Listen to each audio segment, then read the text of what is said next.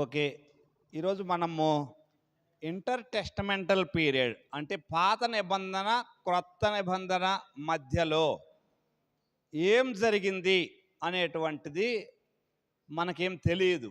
బైబిల్‌లో చాలా అదంతా ఒక అంటే రికార్డ్ ఏమి లేదు కాబట్టి మనకు బైబిల్‌లో దాని గురించిన వివరాలు లేవు. అయితే ఆ టైంలో చరిత్ర నడిచింది. 400 ఏండ్ల చరిత్ర నడిచింది. ఆ చరిత్ర నడిచినటువంటి చరిత్రలో బైబిల్‌కి అంటే న్యూ టెస్టమెంట్‌కి రిలేటెడ్‌గా ఏం నడిచింది? న్యూ టెస్టమెంట్‌కి అంటే క్రొత్త నిబంధన రెడీ కావటం కోసం దేవుడు ఎట్లా రెడీ చేశాడు ప్రపంచాన్ని అనేటువంటిది మనం ఈ మధ్య కాలంలో జరిగిన చరిత్ర మనం చూస్తాం. ఓకే. క్రొత్త నిబంధన అంతా రెడీ చేయడానికి అంటే యేసుప్రభు రావడానికి ముందు ప్రపంచాన్ని దేవుడు ఎట్లా రెడీ చేస్తున్నాడు అనేటువంటిది మనం ఈ మధ్య భాగంలో మనం చూడబోతా ఉన్నాం. ఈ 400 ఏండ్ల మధ్య భాగంలో ఈ 400 ఏండ్ల మధ్య భాగంలో వచ్చినటువంటి లీడర్స్ ఏంటి, ఆ వచ్చిన చరిత్ర అంతా ఈ ఒక్క జస్ట్ పేపర్ రూపంలో రాయబడింది. అయితే మధ్యలో కొంత ఎక్స్ప్లెనేషన్ నేను ఇవ్వడానికి ప్రయత్నం చేస్తాను. ఓకే. మనము ఒక్కసారి వరల్డ్ పవర్స్ ప్రపంచాన్ని ఏలినటువంటి సామ్రాజ్యాలు మనం చూసుకుంటూ వస్తే ఒకసారి బ్యాక్గ్రౌండ్ రివ్యూ చేస్తాను నేను. ఐగుప్తు ఆ రోజుల్లో వరల్డ్ పవర్ఫుల్గా ఉండేది మోషే టైంలో. ఐగుప్తీయులు చాలా పవర్ఫుల్గా ఉండేవారు. మోషే, యెహోషువ వారి కాలంలో, అది క్రీస్తు పూర్వము ఆల్మోస్ట్ 1400 లేకపోతే 1800 నుండి 1400 ఆ టైం వరకు ఈజిప్షియన్స్ అనేటువంటి వారు వరల్డ్ని శాసించేవాళ్ళు. ఆ రోజుల్లో వాళ్ళ దగ్గర ఉన్న రజా సామాగ్రి చాలా ఎక్కువగా ఉండేది. కాబట్టి నిజానికి ఈ ఇశ్రాయేలీలు వాళ్ళకి బానిసలయ్యారు. ఆ సమయంలో వారి బానిస సంఖ్యలలో నుండి మోషే చేతిలో దేవుడు మోషే ద్వారా విడిపించాడు ఇశ్రాయేలీల మొత్తాన్ని. పవర్ఫుల్ నేషన్ అన్నమాట అప్పుడు. ఇంకా ఆ తర్వాత తెర మీదకి వచ్చినటువంటి బాగా పవర్ఫుల్ ఎవరంటే అశ్షూరీయులు, అస్సీరియన్స్ అనేటువంటి వాళ్ళు క్రీస్తు పూర్వం దరిదాపుగా 800 నుండి 625 ఆ టైం వరకు, అంటే ఒక 200 ఇయర్స్ వాళ్ళ పవర్ బాగా పవర్ఫుల్గా ఉంది. వాళ్ళు చాలా భయంకరులు. వాళ్ళంత భయంకరులు ఇంకెవరు లేరు. ఒక రకంగా చెప్పాలంటే వాళ్ళే దేశాలు సర్వనాశనం చేసుకుంటూ వెళ్ళారు. ఆ సమయంలో మనకు ఒక బైబిల్లో ఒక వృత్తాంతము, హిజ్కియా స్టోరీ.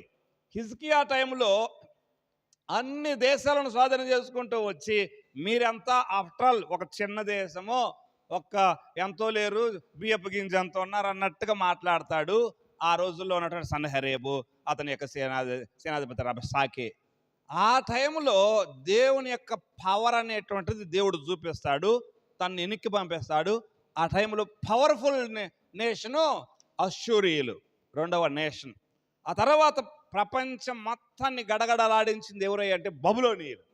బబులోను సామ్రాజ్యం నెబుకద్నెజర్ టైంలో ద పీక్ స్టేజ్కి వెళ్ళింది. అంటే చాలా డెవలప్ అయిపోయిందన్నమాట. బబులోనీయులు చాలా డెవలప్మెంట్ చేశారు ప్రపంచం అంతా. అందుకోసమే నెబుకద్నెజరు గురించి దానియేలులో మనం చూస్తాము. ఇదిగో ఓ నెబుకద్నెజరు, నీవు మహావృక్షంగా పోతున్నావు 4వ అధ్యాయంలో.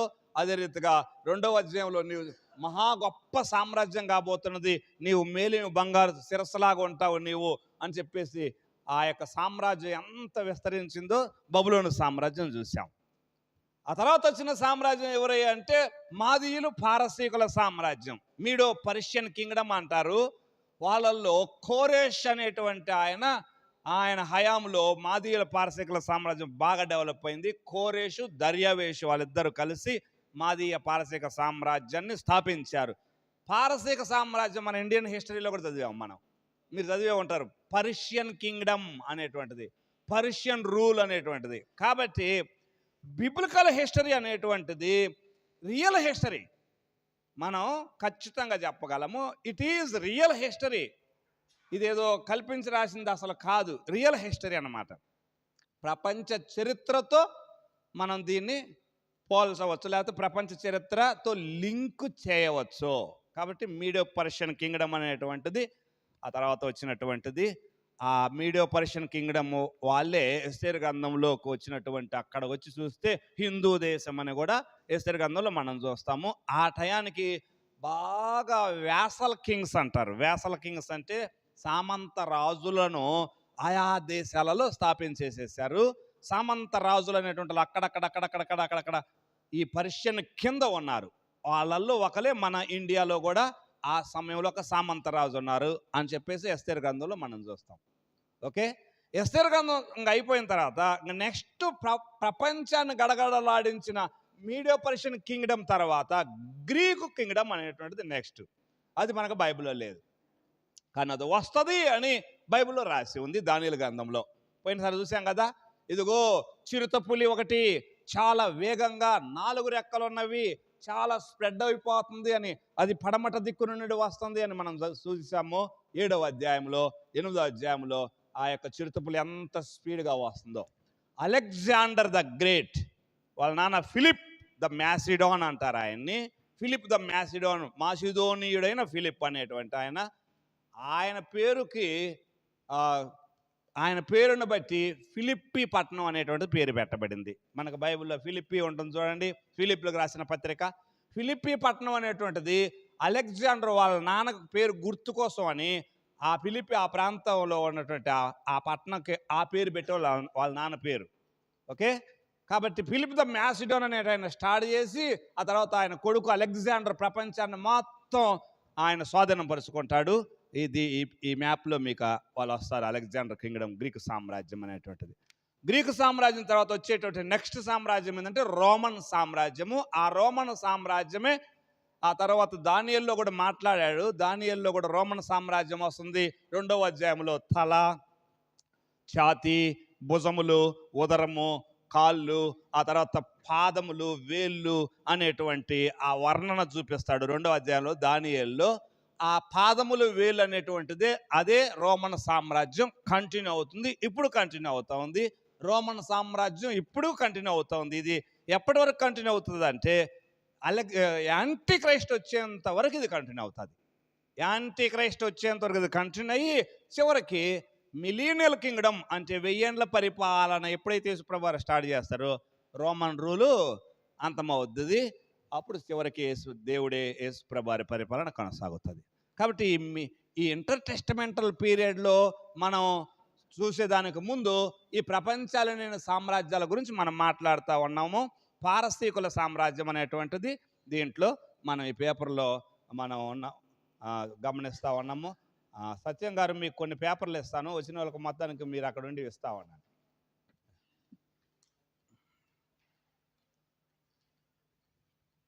దగ్గర ఉంచుకొని వచ్చిన వాళ్ళకి అక్కడ ఇస్తా. అమ్మ మీకు పేపర్ వచ్చిందా? Okay, right. ఈ పేపర్ ఒకసారి ఫాలో అవ్వండి.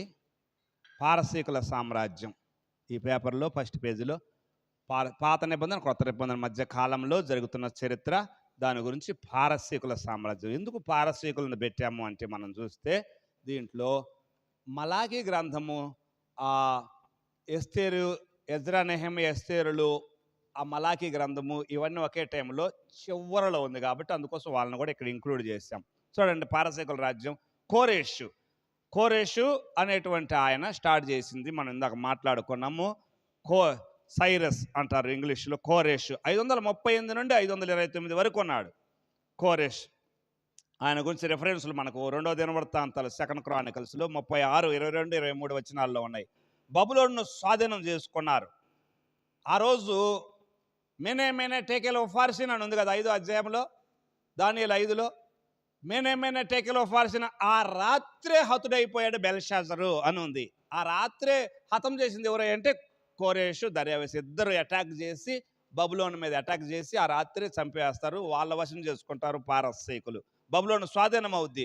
యూదులను తిరిగి పంపిస్తాడు కోరేష్ వచ్చేసి. మీరు మీ ప్రాంతాలకు వెళ్ళాలనుకుంటే ఎవరైనా వెళ్ళొచ్చు, మీ సొంత ప్రాంతాలకు వెళ్ళండి, మీరు అక్కడ మందిరాలు కట్టుకోండి, మీరు ఒకవేళ అక్కడ మీ ఇల్లు కట్టుకోవడానికి రాజదర్బార్లో నుండి సహాయం వస్తుంది అని చెప్పేసి కోరేషు ఫేవరబుల్గా ఉంటాడు ఇశ్రాయేలీలకు.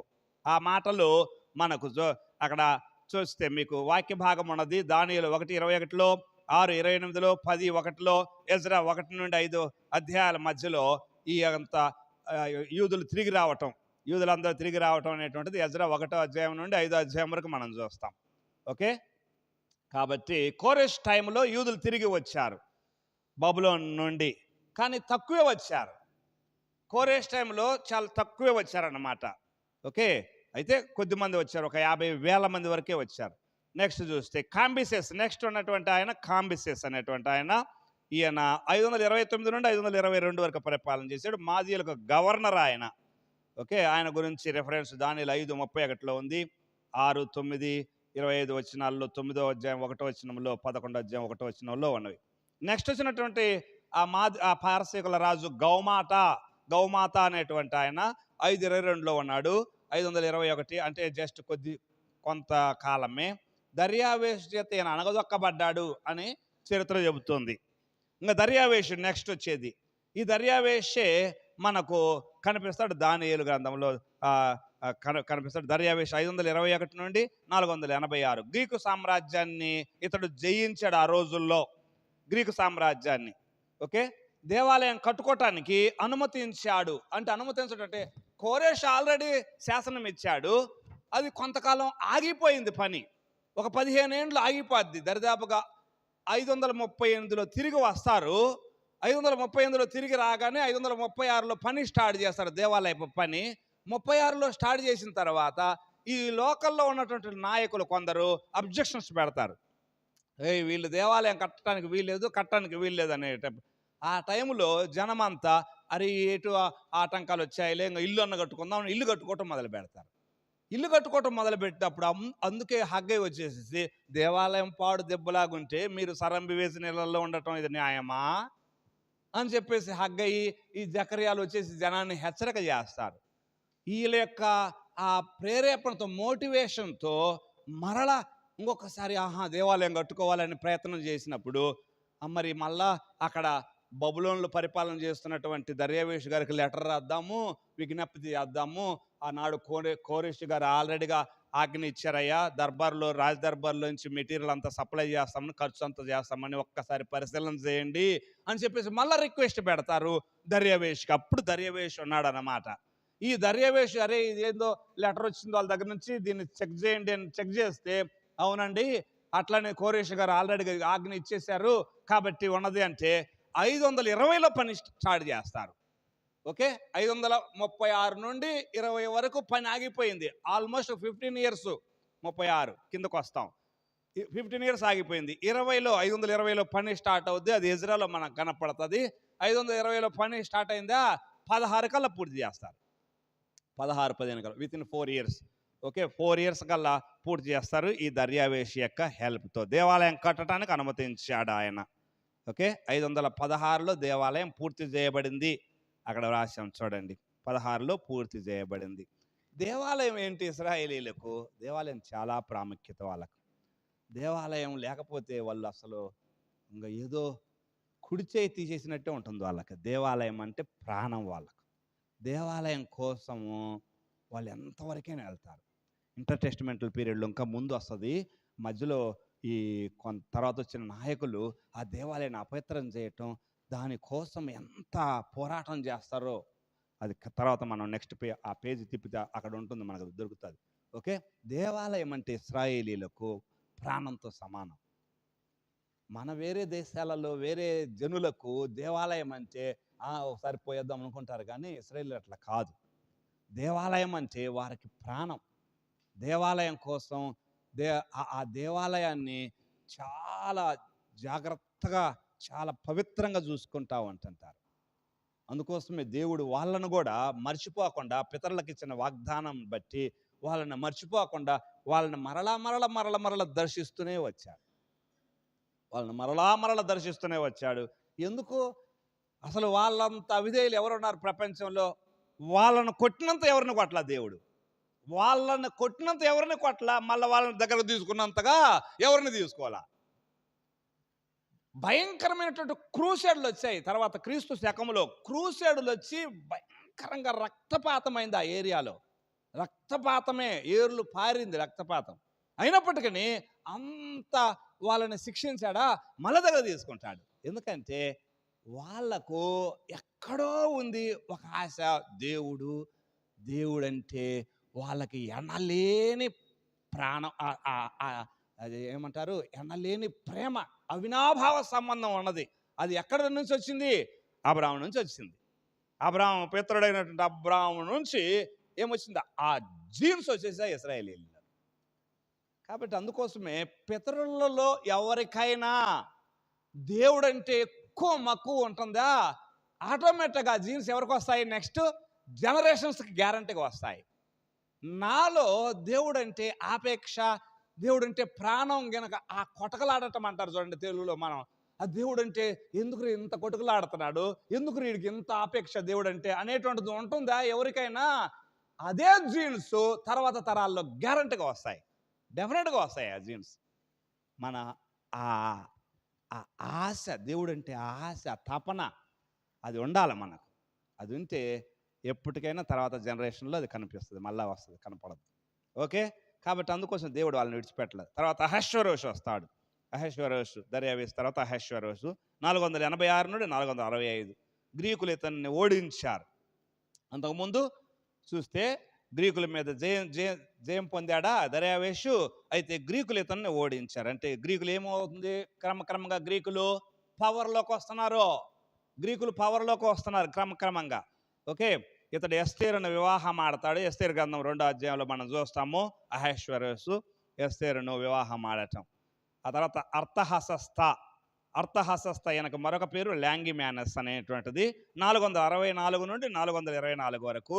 ఈ సమయంలో ఎజ్రా తిరిగి వచ్చాడు. ఎజ్రా తిరిగి వచ్చింది 458లో. ఈయన పీరియడ్ మటుకు 464 424 మధ్య కాలంలో ఒక 40 ఏండ్లు.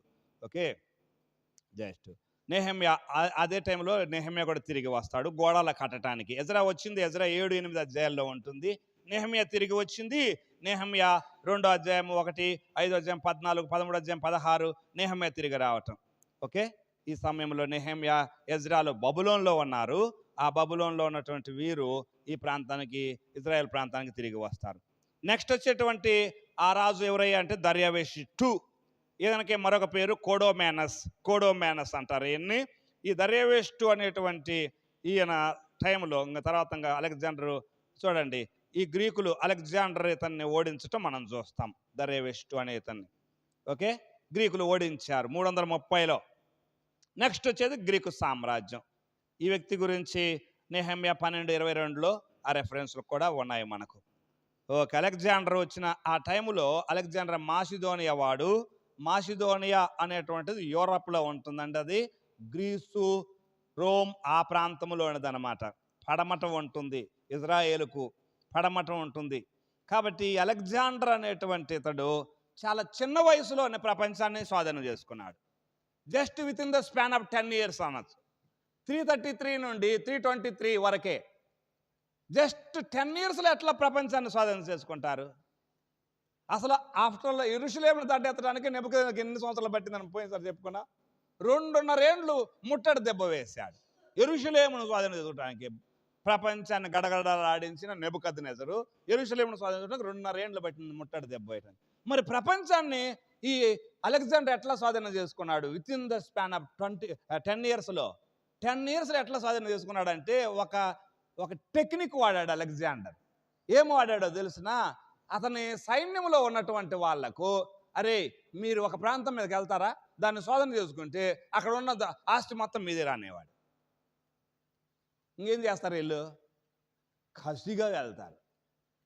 అది మొత్తం దోపుడు సొమ్ము ఉంది చూడండి, అక్కడ వచ్చే సొమ్ము అదంతా మనకేరా, కాబట్టి ఇంకెట్లా పోరాడతారంటారు. ప్రాణాలకు తెగించి పోరాడతారు. గ్రీకు సామ్రాజ్యం అంత స్పీడ్గా ఎట్లా అయిందంటే వాళ్ళ పని ఇంకేం లేదు, రెయ్యంబగులు ఇంకేంటి, వాడికి లాభం బాగా వస్తుంది వ్యాపారంలో. అన్నం తినడు, నీళ్ళు తాగుతాడా? అన్నం తినని కాగల 10 నిమిషాలు అంటాడా? వాడట చేపలు విపరీతంగా పడుతున్నాయట, వల అసలు పిగిలిపెట్టి పడుతున్నాయట, చేపలు విపరీతంగా పడుతున్నాయి, మనుషులు తప్పుకోతున్నాయి. తాగట్లా వాడు, చేపలు విపరీతంగా పడుతున్నాయి, మనుషులు తప్పుకోతున్నాయి. అరే ఒక మనుషుల దగ్గర 2 చేపలు మిస్ అవుతానని చేపలు పడతా ఉన్నాడట. చివరికి దాంట్లోనే చచ్చిపోయాడు. నీళ్ళలోనే ఉన్నాడు. కానీ ఇది ఏ బిజీ, దేంట్లో ఉన్నాడు బిజీగా? చేపలు పట్టే బిజీలో ఉన్నాడు, నీళ్ళు తాగే టైం కూడా మర్చిపోయి. చాలా మంది ఈ వస్తా ఉందనుకోండి, రాబడి రాబడి రాబడి రాబడి, నిద్ర ఉండదు, ఆహారం ఉండదు, నీళ్ళు ఉండవు, ఏముండవు. అందుకోసమే సొలొమోను, అమ్మో ధనము దాని వెంటబోతే అది చాలా ప్రమాదకరం అన్నాడు. నిన్న చదువుతా ఉన్నాను నేను, ఆ బంగారమే, ఇంత బంగారం దావీదు రెడీ చేశాడు, కోట్ల మణుగుల వెండి బంగారం పైకి వెళ్తున్నాయి. ఇప్పుడు చూస్తున్నారా మీరు రేటు? ఇట్లా వెళ్తుంది గ్రాఫ్, గమనించారా మీరు? అసలు సామాన్య మానవుడు ఒక శివురి కొనుక్కొని గొలుసు కొనుక్కునే పరిస్థితి లేదు ఇప్పుడు. దాంతోపాటు కాపర్ కూడా వెళ్తుందట, కాపర్ కూడా ఈ మూడు లోహాలు. అక్కడ మనం చూస్తే డేవిడ్ టైంలో ఎంత బంగారము, ఎంత వెండి, అక్కడ చాలా ఆశ్చర్యం ఉంటుంది. మీరు దినవృత్తాంతాల గ్రంథంలో చూడండి, దేవాలయం కోసం ఆయన సేకరించింది చూస్తే చాలా విలువ, కొన్ని మణుగులు అని ఉంటుంది అక్కడ. ఇన్ని మణుగుల బంగారం, ఇన్ని కోట్ల మణుగుల వెండి, కోట్ల మణుగుల అట, ఇత్తడికి కొదవే లేదని ఉంది అక్కడ. చూడండి, అంటే ఆ సమయంలో దావీదు, సొలొమోను అంత ఐశ్వర్యవంతుడైన సొలొమోను ఏమంటున్నాడంటే, ఐశ్వర్యం వెంట వెళ్ళగాకండి రా బాబు, నేను అనుభవించి చెబుతున్నాను రా మీకు, వద్దురా దాని అంటే వెళ్తే దెబ్బతింటాము అంటున్నాడు ఆయన. దాని అంటే వెళ్తే దెబ్బతింటాం అంటున్నాడు. Okay right. కాబట్టి అలెగ్జాండర్ వస్తాడు ఇప్పుడు. అలెగ్జాండర్ వాళ్ళ సీక్రెట్ ఏంటంటే, ఆ యొక్క భటులందరికీ అదే చెప్పాడు, అరే మీరు ఎక్కడ వెళ్తే అదంతా మీకే, అక్కడ వచ్చే దోపుడు సొమ్మంతా మీకే. అలెగ్జాండర్ 333 నుండి 323 వరకు మాసిదోనియా నుండి పంజాబ్ వరకు జయించాడంట. మాసిదోనియా ఎక్కడ, పంజాబ్ ఎక్కడండి? వందల వేల మైళ్ళు అనొచ్చు మనం. మాసిదోనియా ద వెస్ట్ ఆ సమయం అక్కడ ఉంటుంది, ఇది ఈస్ట్లో ఉంటుంది. మొత్తం వందల వేల మైళ్ళు అంత 10 yearsలో జయించాడు. తిరిగి వస్తా ఉంటే ఆయన అరేబియన్ డెజర్ట్లో అక్కడ మలేరియా జ్వరంతో ఆయన చనిపోవటం జరిగింది. 323లో ఆయన బబులోను ప్రాంతంలో, అరేబియన్ డెజర్ట్ ఆ ఏరియాలోనే బబులోను ప్రాంతంలో మరణిస్తాడు. ఈ అలెగ్జాండర్ ద్వారా ఇక్కడ నుండి క్రొత్త నిబంధనకి ఒక పేవ్మెంట్ అంటారు, లేకపోతే బాటలు పడుతున్నాయి అనొచ్చు. క్రొత్త నిబంధనకి బాటలు పడుతున్నాయి. ఏంటంటే, గ్రీకు భాష యూనివర్సల్ లాంగ్వేజ్ చేసేసాడు. గ్రీకు భాష యూనివర్సల్ లాంగ్వేజ్ చేయటం వలన 1వ తరగతి పిల్లవాడు చదవాలి గ్రీకు, యూనివర్సిటీలో పెద్ద వాళ్ళు చదవాలి గ్రీకు, మొత్తం చదవాలి. అంటే గ్రీకు భాష ఏమైందంటే కామన్ లాంగ్వేజ్ అయిపోయింది. ఆ రోజుల్లో వచ్చినటువంటి భాష, గ్రీకు భాష కోయినే గ్రీక్ అంటారు. దాన్ని కోయినే గ్రీక్ అంటారు. కోయినే గ్రీకు. ఓకే, ఇది కామన్ గ్రీక్ అన్నమాట, కామన్ లాంగ్వేజ్ అనమాట. ప్రజలందరూ మాట్లాడేటువంటి భాష గ్రీకు భాష. ప్రజలందరూ మాట్లాడుతున్నారు కామన్గా, కాబట్టి అందరూ నేర్చుకోవాల్సిందే, ఇంక్లూడింగ్ హెబ్రీలతో సహా. అంటే హెబ్రీ స్కూళ్ళల్లో కూడా, అంటే ఇజ్రాయేలీల స్కూళ్ళల్లో కూడా ఈ గ్రీకు భాష అనేటువంటిది మస్ట్ అండ్ షుడ్. ఈరోజు ఇంగ్లీష్ అందరికి మస్ట్ అండ్ షుడా కాదా? ఈరోజు ఇంగ్లీష్ అందరికి must and should. Okay, first language mother tongue Telugu ఉంటే సెకండ్ లాంగ్వేజ్ ఏముంటుంది? ఇంగ్లీష్. ఆ రోజుల్లో మదర్ టంగ్ వాళ్ళకి అరామిక్ ఉందా, హెబ్రీ ఉందా, సెకండ్ లాంగ్వేజ్ గ్రీకు. అంటే అందరూ గ్రీకు నేర్చుకోవాల్సిందే. ఇప్పుడు చూడండి, ప్రపంచం అంతా గ్రీకు నేర్చుకుంటే, పాత నిబంధన అక్కడ ఏ భాషలో ఉంది? హెబ్రీ భాషలో ఉంది కదా. పాత నిబంధన హెబ్రీ భాషలో ఉంది. ముందుకు వచ్చినప్పుడు ఆ పాయింట్ వస్తుంది మనకు. పాత నిబంధన హెబ్రీ భాషలో ఉంటే మరి జనం అందరూ నేర్చుకునే భాష ఏంటి? గ్రీకు భాష. మరి హెబ్రీ ఎవరికి తెలుసు?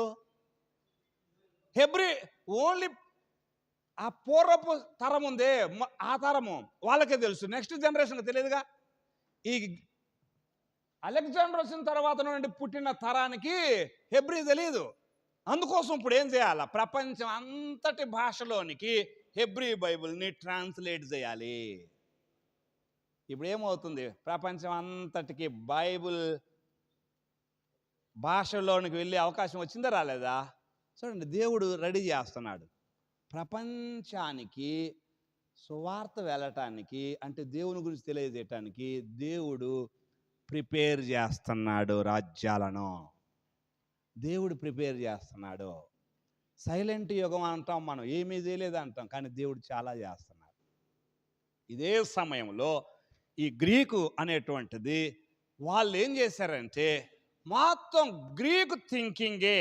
ప్రజలందరూ గ్రీకు ఆలోచనలోనే ఉండాలి. ఒకటి, గ్రీకు భాష నేర్చుకోవాలి. రెండు, ఓకే, గ్రీకు విధానంలో వస్త్రధారణ ఏంటి, అంత గ్రీక్ థాట్, ఈ ఆలోచనలు తీసుకొచ్చారండి. కాబట్టి గ్రీకు థాటు, గ్రీకు భాష, గ్రీకు ఆలోచన, గ్రీకు భాష యూనివర్సిటీస్ మాత్రాలలో అంత గ్రీకు ప్రొఫెసర్సే, అంటే గ్రీకులో మాట్లాడే ప్రొఫెసర్స్నే కేటాయించారు, నిర్ణయించేశారు. అలాగా గ్రీకు నేర్చుకున్నటువంటి వాళ్ళల్లో గమలీయేలు ఆయన ఒక ప్రొఫెసర్ అయి ఉంటే గమలీయేలు దగ్గర నేర్చుకున్న వాడే పౌలు. గమలీయేలు దగ్గర నేర్చుకున్న వాడే పౌలు. అందుకోసమని పౌలుకి గ్రీకు కొట్టిన పౌలుకి గ్రీక్ అట్లా జస్ట్ ఆయన యూనివర్సిటీ పిహెచ్డి క్యాడర్ అనమాట. యూనివర్సిటీ పిహెచ్డి డాక్టర్ క్యాడర్ పౌలు గారు. కాబట్టి అంత గొప్ప యూనివర్సిటీ. తార్సులో ఆయన పెరిగింది తార్సులో. ఓకే, తార్సులో పెద్ద యూనివర్సిటీ ఉండేదట.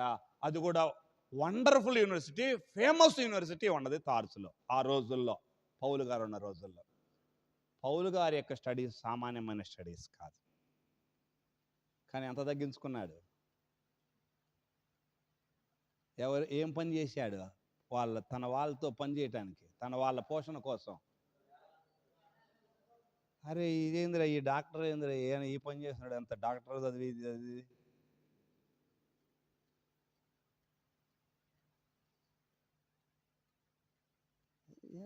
పౌలు గారు అసలు మీరు ఎక్కడ? గమలీయేలు గారి దగ్గర ఆయన శిష్యుడు, ఆ యూనివర్సిటీ, మీ స్టడీస్ ఏంటి? ఈ రోజుల్లో ఎవరైనా ఆక్స్ఫర్డ్ యూనివర్సిటీలో చదివి వచ్చారనుకోండి, ఎక్కడ ఉంటారు? ఆక్స్ఫర్డ్ యూనివర్సిటీ, అదే ఇంగ్లాండ్లో ఆక్స్ఫర్డ్ యూనివర్సిటీ చదువుకొని వస్తే ఎక్కడ ఉంటారు? కింద ఉంటారు అసలు. చూడండి, మనకు దేవుడు నేర్పుతున్నాడంటే పాఠాలు ఏమంటే, ఎంత ఎత్తుకెళ్ళినా కానీ నేను నేర్చుకున్నది ఏంటంటే, ఇక్కడే కూర్చో, ఇంకా అక్కడికంటే కిందకి నేను ఎవరు తీసుకుపోరు. నువ్వు ఎప్పుడైతే అక్కడ కింద కూర్చుంటావా, నేను ఇంక అంతకంటే కిందకి ఎవరు దించేవాళ్ళం ఏముంది? ఇంకా ఎక్కడి నుంచి కిందకి తీసేది. ఏమైనా అక్కడ కూర్చున్నాను అనుకోండి, సపోజ్ ఆయన కొద్ది పెద్ద ఆయన వచ్చాడు, నువ్వు కొద్దిగా కిందకి దిగుతావా అన్నారు అనుకోండి, అవమానం అవుతుంది. ఇక్కడే నేనే ముందే ఇక్కడ కూర్చున్నాను అనుకోండి, ఏమవుద్ది? తీసుకుపోతే ఇక్కడ నుంచి కొద్దిగా ముందు చైర్కి తీసుకుపోతారు, ఇంకా అక్కడికంటే ఇంక తక్కువ ఏమన్నా ఉందా? కాబట్టి we need to humble our selves. That's what I say. We need to humble ourselves. If we humble ourselves, nobody can humble anymore. If we highlight ourselves, అంటే మనల్ని బాగా హెచ్చించుకున్నాం అనుకోండి, ఎవరో ఒకరు మనల్ని తగ్గించే అవకాశము వస్తుంది. చూడండి, అంత గొప్ప యూనివర్సిటీ గ్రీకు, అంత గ్రీకు చాలా వండర్ఫుల్ ఆ రోజుల్లో. చూడండి, ఆ సమయంలో గ్రీకు ఫిలాసఫర్స్ మీరు వినే ఉంటారు, అరిస్టాటిల్, ప్లేటో, సోక్రటీసు, ఇలా చరిత్ర మన ఇండియన్ హిస్టరీలో కూడా మనం చదివాము. వీళ్ళు గ్రీకు యొక్క తత్వాన్ని, అంటే గ్రీకు ఆలోచనని ప్రపంచం మొత్తం గ్రీకు ఆలోచన ఇంజెక్ట్ చేసి పడేశారు ఆ టైంలో. గ్రీకు ఆలోచన అన్ని దేశాలలో, ఎందుకు అన్ని చోట్ల గ్రీకేగా, అన్ని చోట్ల గ్రీక్ ఆలోచనే, గ్రీకు వస్త్రధారనే, అంత హెలెనిజం అంటారు దాన్ని, అంత హెలెనిజం అంటారు వారి భాషలో. హెలెనిజం అంటే గ్రీకు ఆలోచన, గ్రీకు భాష, గ్రీకు వస్త్రధారణ, ఇదంతా అదే. కాబట్టి ప్రపంచం అంతా ఎటువైపు వెళ్తుందంటే గ్రీకు ఫిలాసఫీ వైపు వెళ్తుంది. గ్రీకు ఫిలాసఫీ వైపు వెళ్తుందా? కానీ క్రమక్రమంగా జనానికి ఏమర్థమైందంటే గ్రీకు ఫిలాసఫీ కూడా మనుషులను సంతృప్తిపరచటం లేదు. There is an vacuum. వాళ్ళకి అర్థమైంది, ఒరే ఇది కూడా మనిషిని సంతృప్తిపరచదరా అని చెప్పేసి జనం అర్థమైంది. అంటే జనం ఎవరి కోసం చూస్తున్నారు? ఎవరో సంతృప్తిపరిచే ఒక ఆయన రావాలి, ఆయన కోసం ప్రపంచం ఎదురు చూస్తుంది. అది చరిత్ర చూడండి ఎటువైపు వెళ్తుందో జాగ్రత్తగా గమనించండి. చరిత్ర అటువైపు నడుస్తూ ఉంది. ఎవరి కోసం ఎదురు చూస్తూ ఉంది? ఒక ఆయన రావాలి, ఒక ఆయన రావాలా. ఎవరొస్తారు? ఈ గ్రీకు ఫిలాసఫీ కానీ, ఈ ఉన్నటువంటి గొప్ప గొప్ప ఈ చదువులు కానీ, లేకపోతే గొప్ప గొప్ప ఐశ్వర్యం కానీ, ఇవన్నీ మనిషిని సంతృప్తిపరచడం లేదు. కాబట్టి సంతృప్తిపరిచే ఎవరో ఒకరు రావాలని ఎదురు చూస్తూ ఉంది ప్రపంచం. నేను ముందుకు వస్తాను. రైట్, పేజ్ నెంబర్ ఇక్కడ చూడండి. ప్రపంచానికి ఆ రోజుల్లో ముఖ్యంగా ఈ అలెగ్జాండర్ చేసినటువంటి ఒక మంచి పని ఏందో తెలిసిన, అలెగ్జాండర్ టైంలోనట చాలా ఆయన ముఖ్యంగా ప్రతి ఒక్కరికి విద్య ఉండాలి, ప్రతి ఒక్కరికి ఆహారం ఉండాలి, ప్రతి ఒక్కరూ విలాసవంతంగా బ్రతకాలి. ఆ మూడు అందరికీ ప్రొవైడ్ చేశాడు.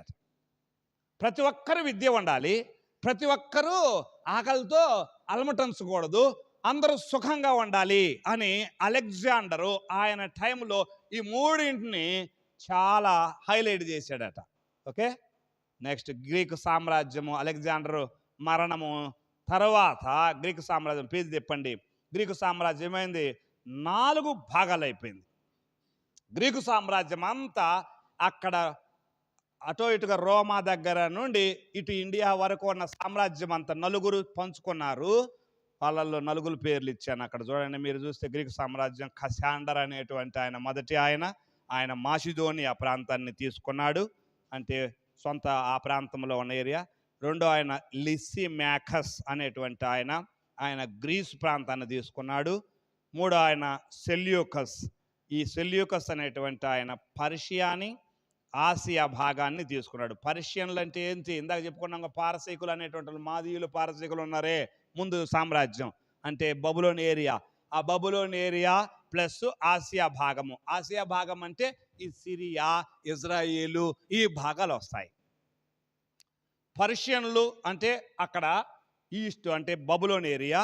ఆ బబులోన్ ఏరియా ప్లస్ సిరియా పైన టర్కీ, ఈ భాగాలు మొత్తం సెల్యూకస్కి వచ్చాయి. వీళ్ళని సెల్యూసిడ్స్ అంటారు ఇంగ్లీష్లో. వాళ్ళ కంటిన్యూ సెల్యూసిడ్స్ అంటారు. సెల్యూకస్ నుండి వచ్చిన వాళ్ళు సెల్యూసిడ్స్.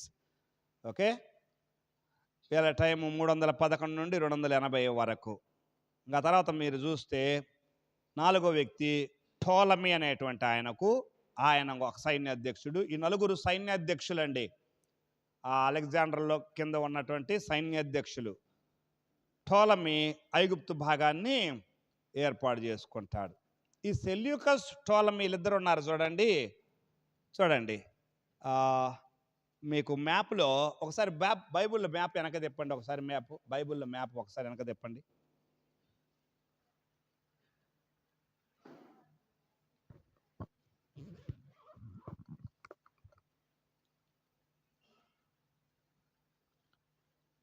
బైబిల్లో మ్యాప్ మీరు చూస్తే అబ్రహాము ప్రయాణం చేసిన దేశములు అనే మ్యాప్ ఉంటుంది.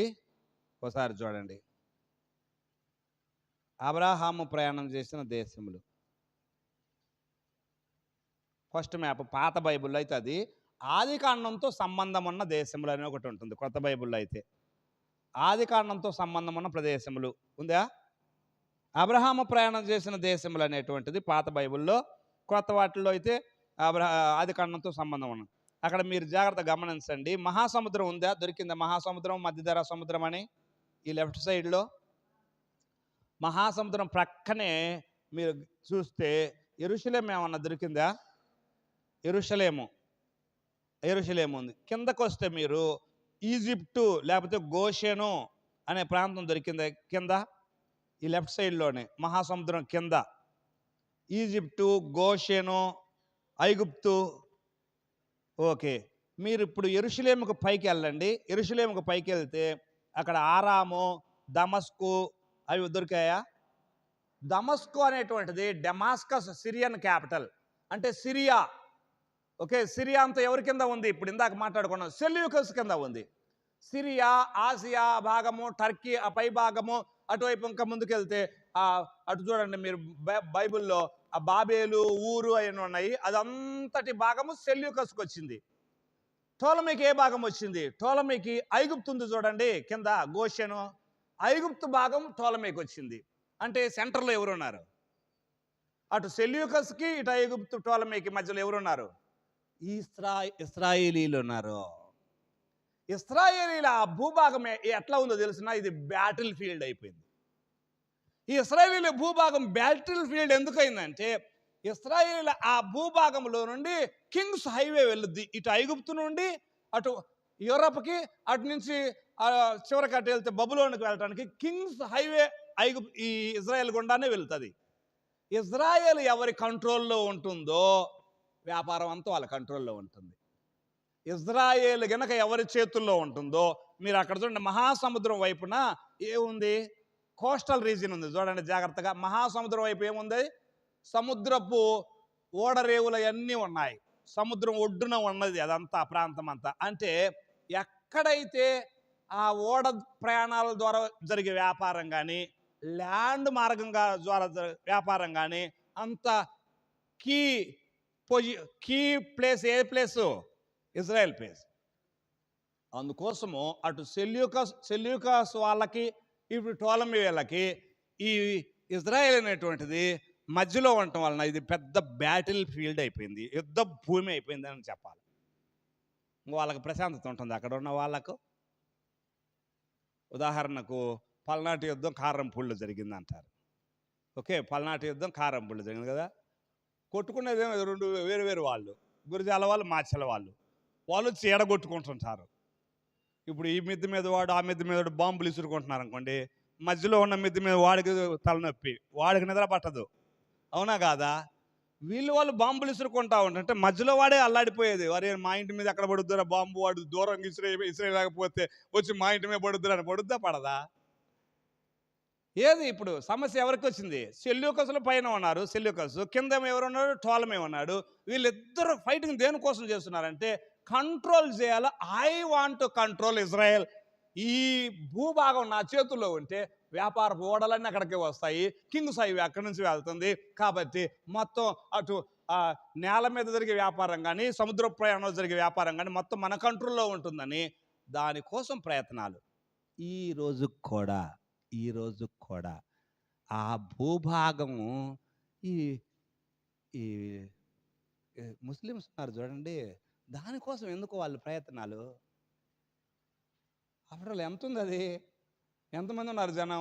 1 crore కదా, 90 lakhs ఉన్నారు ఇప్పుడు.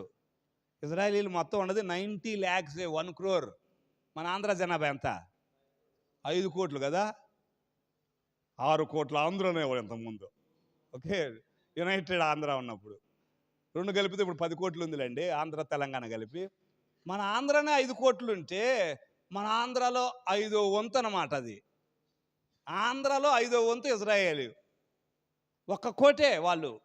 1 కోటి ఉన్న జనాభా ఉన్న ఆ భూభాగము ఎందుకు ప్రపంచమంతా దానికోసం ప్రయాస.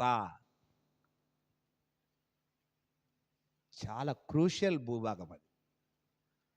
అది ఎవరి చెప్పు చేతుల్లో ఉంటే ప్రపంచం వారి చెప్పు చేతుల్లో ఉన్నట్టే. అందుకోసం దానికోసం ప్రపంచమంతా తహతహలాడుతుంది. ట్రంప్ దాని పక్షాన్ని ఎందుకు ఉండాలి చెప్పండి? ఎందుకు ఉండాలి దాని పక్షాన్ని ట్రంప్? ఇటు రష్యా వాడు, చైనా వాడు ఎప్పుడ దాన్ని కంట్రోల్లో తెచ్చుకోవాలా, లేకపోతే ఇరాన్ వాళ్ళు, ఇరాక్ వాళ్ళు దానికోసం ప్రయత్నం చేస్తుంటే వాళ్ళకి కొమ్ము కాస్త వాళ్ళకి సపోర్ట్ చేసి ఎందుకు సపోర్ట్ చేస్తున్నారంటే అది చాలా ఇంపార్టెంట్ ఏరియా. అదే ప్రపంచపు చరిత్రను మలుపు తిప్పబోతుంది భవిష్యత్తులో. ఈ యాంటిక్రైస్ట్ ఏం చేస్తాడో తెలుసునా?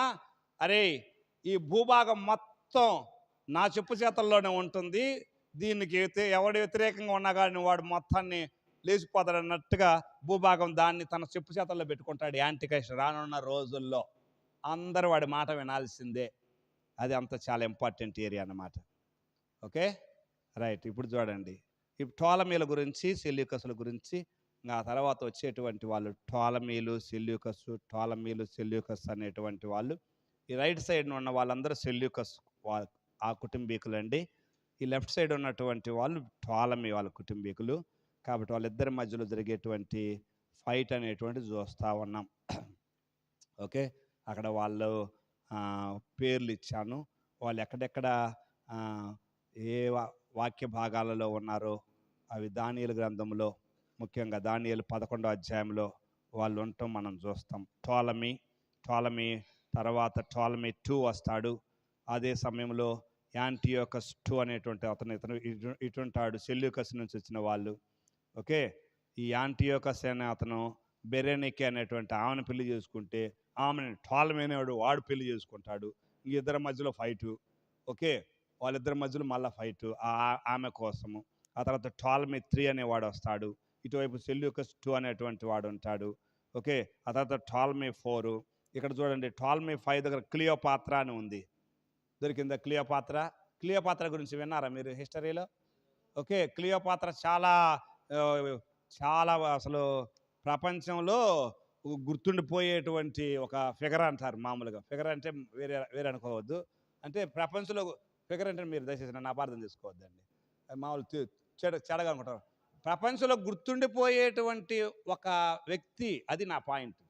ఓకే, ప్రపంచంలో గుర్తుండిపోయేటువంటి ఆమెను బట్టి ఎన్ని యుద్ధాలు జరిగాయి, చాలా యుద్ధాలు జరిగాయి. అటు ఐగుప్తీయులకు సిరియన్లకు. క్లియోపాత్ర యొక్క పాత్ర చాలా ఉంది, భయంకరంగా ఉంటుంది చరిత్రలో. చూడండి, ఇది మనకు నిజంగా చరిత్రలో జరిగిన విషయం ఇది. కాబట్టి దీన్ని మనకు ఇదంతా ఈ చరిత్ర ఈ బైబిల్కు చాలా దగ్గర సంబంధాలు ఉన్నట్టుగా ఈ 11వ అధ్యాయంలో అదంతా వాళ్ళిద్దరి మధ్యలో జరిగితే ఫైట్ అంతా అక్కడ రాస్తాడు దానియేలు గ్రంథంలో. వాళ్ళిద్దరి మధ్యలో జరిగేటువంటి ఆ ఫైట్ మొత్తం, ఆ స్త్రీ గురించి వాళ్ళ గురించి అక్కడ రాస్తాడు. మీరు తర్వాత చదవండి, వచ్చే వారం వీలైతే ఒకవేళ దాన్ని చూసినప్పుడు మనం చూద్దాం. ఎనివే, ఓకే, యాంటియోకస్ 3, ఆ తర్వాత సెల్యూకస్ 3 అనేటువంటి వాళ్ళు వస్తారు. ఆ టోలమీ 6 అనేటువంటి ఆయన వస్తాడు. ఇటువైపును చూస్తే యాంటియోకస్ 4, సెల్యూకస్ 4 అనేటువంటి వాళ్ళు ఉంటారు. ఈ యాంటియోకస్ 4 అనేటువంటి వాడు ఇక్కడ చాలా ఇంపార్టెంట్. ఈ యాంటియోకస్ ఎపిఫానస్ 4 వాడి పేరు అసలు. యాంటియోకస్ ఎపిఫానస్ 4 వీడు ఏం చేశాడంటే క్రీస్తు పూర్వం 175-164 మధ్యలో ఉన్నాడు. వాడు వచ్చేసిన తర్వాత వీడు సెల్యూకస్ వాడు, అంటే పైన సిరియా వాడు. వీని యొక్క హయంలోకి వచ్చేసింది ఇజ్రాయెల్ అంతా. అరే, ఎవడైనా సరే బలి అర్పణ చేయడానికి వీల్లేదురా అన్నాడు. ఎవడైనా సరే బలి అర్పణ చేయడానికి వీల్లేదు యెరూషలేం దేవాలయంలో. ఇంకా సున్నతి ఎవడైనా చేపిస్తాడా మీ పిల్లలకు వాడిని చంపుతామన్నాడు. ఇజ్రాయేలీలు ఊరుకుంటారు అసలు ఆ విషయంలో? సున్నతి 8 రోజులు చేయాల్సిందే కదా పిల్లలకు. అదేం కట్టడు అన్నాడు దేవుడు? ఇది నిత్యమైన నిబంధన అన్నాడు కదా. ఇజ్రాయేలీలకు నిత్యమైన నిబంధన, ఇది మీరు పాటించాలి. మోషే వస్తా ఉంటే ఐగుప్తుకు దారిలో దేవుడు మోషేని చంపబోయాడు కదా. వెంటనే సిప్పర్ ఏం చేసింది పిల్లవానికి? ఎందుకు అక్కడ పిల్లవానికి సున్నతి చేసిందని ఉంది అక్కడ. ఎందుకు దేవుడు మోషేని చంపబోయాడు? మోషేని ఎందుకు చంపబోయాడు? ఆమె ఆ పని చేస్తే ఎందుకు ఆగాడు? అంటే మోషేకు అబ్రాహాముకి ఇచ్చిన ఇది నిత్యమైన నిబంధన అనేటువంటి ఆలోచన కూడా మోషేకు లేకుండా పోయింది అనేటువంటిది అక్కడ జరిగింది. అబ్రాహాముకు నిత్యమైన నిబంధన అనేటువంటిది ఆ విషయం గురించి మీరు ఒకవేళ ఇంకా ఏంటంటే అది ప్రత్యేకంగా దాని గురించి ఏంటంటే మీరు ఒకవేళ నాతో పర్సనల్గా మాట్లాడండి, మీకు దాని గురించి డౌట్ క్లియర్ చేస్తాను. పర్సనల్గా నాతో మాట్లాడండి ఎవరికైనా దాని గురించి డౌట్ ఉంటే. ఓకే, మాట్లాడండి, మీకు క్లియర్ చేస్తాను. ఎనివే, ఎందుకు దేవుడు అక్కడ మోషేని చంపబోయాడంటే ఆ కట్టడ పాటించాలి, లేకపోతే చచ్చిపోతారు జనం, చంపేస్తాడు దేవుడు. అందుకోసం దేవుడు చంపే ముందు అరే మనం పాటించడం మంచిదని ఇశ్రాయేలీలు, అబ్రహాం కడుపున పుట్టిన వాళ్ళందరూ ఇశ్రాయేలీలైనా ఇష్మాయేలీలైనా అందరూ పాటిస్తారు ఈ రోజు వరకు కూడా. ఆ వంశము భూమి మీద ఉన్నంత వరకు వారు పాటిస్తూనే ఉంటారు. ఎందుకంటే అది నిత్యమైన కట్టడ. దాన్ని ఆఫ్ చేశాడు వీడు. యాంటియోకస్ ఎపిఫానస్ 4 అనేవాడు దాన్ని ఆఫ్ చేసేసాడు. బలులను బలులు అర్పించడానికి లేదు, సున్నతి లేదు. ఇంకోటి ఏంటి, ధర్మశాస్త్రం ఏంట్రా ధర్మశాస్త్రం తీసేయండిరా, పక్క తీసేయండి. ప్రతులను మొత్తం అసలు కాపీ. వాళ్ళు ఏం చేస్తారో తెలిసిన ఇశ్రాయేలీలు, వాళ్ళు కాపీలు రాసుకుంటారండి. వాళ్ళు కాపీలు ఎందుకు రాసుకుంటారో తెలిసిన, నేనున్నాను, నా టైం అంతా ఒక కాపీ ఉంటుంది. నా తర్వాత పిల్లోడికి కావాలంటే ఏం కావాలా, నేనే ఒక కాపీ రాయాలా, వాడికి ఇవ్వాలా, వాడు ఆ కాపీని కొనసాగిస్తాడు. కాపీ రాసేది కూడా ఆఫ్ చేసేసాడు యాంటియోకస్ ఎపిఫానస్ 4 అనేటువంటి వాడు. అంటే ధర్మశాస్త్రము రాయటానికి లేదు, దాన్ని మీరు కాపీ చేయటానికి లేదు, మొత్తం ఆఫ్ చేసేసాడు. ఆ టైంలో బాగా నిష్ఠ కలిగినటువంటి వంశాలు ఉన్నవి. నేను ముందు వస్తాను, కొద్దిగా చెప్తాను దాని గురించి. ఆ నిష్ఠ కలిగిన వంశం ఉంది, వాళ్ళు మాత్రం అతనికి వ్యతిరేకంగా పోరాడాడు. అదే కింద వచ్చేటువంటి వీళ్ళు చూడండి. ఈ యాంటియోకస్ ఎపిఫానస్ 4 టైంలో వీడు చాలా ఇశ్రాయేలీలను, ముఖ్యంగా ఆ యూదులను చాలా అవస్థ పెట్టాడు.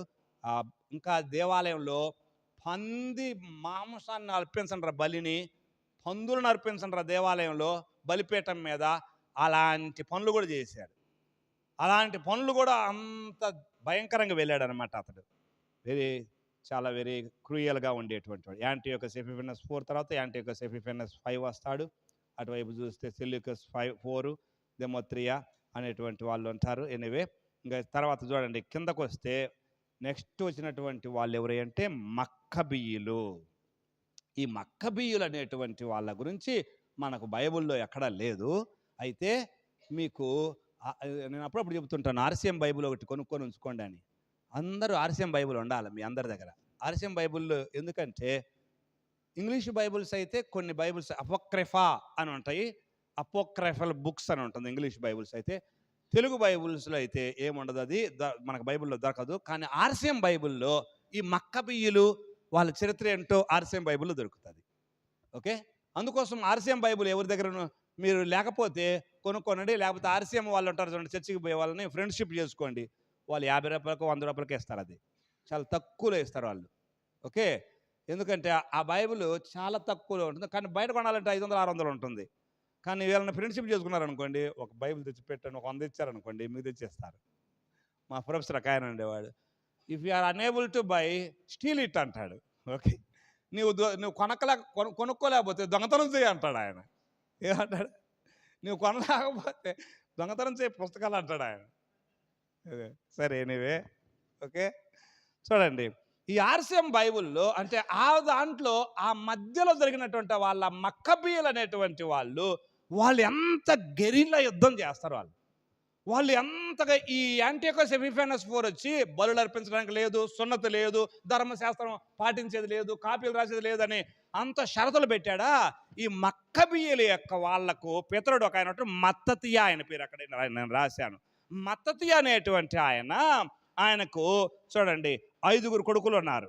యోధా మక్కబీ అనేటువంటి ఆయన, యోనాథన్ అనేటువంటి, ఎలియాజర్ అనే ఆయన, సిమోను, యోహాను. ఈ ఐదుగురు కొడుకులను ఎంత నిష్టగా పెంచాడంటే దేవుని కోసం ప్రాణం ఇవ్వటానికైనా రెడీగా పెంచాడు ఆ 5. అంత నిష్ట.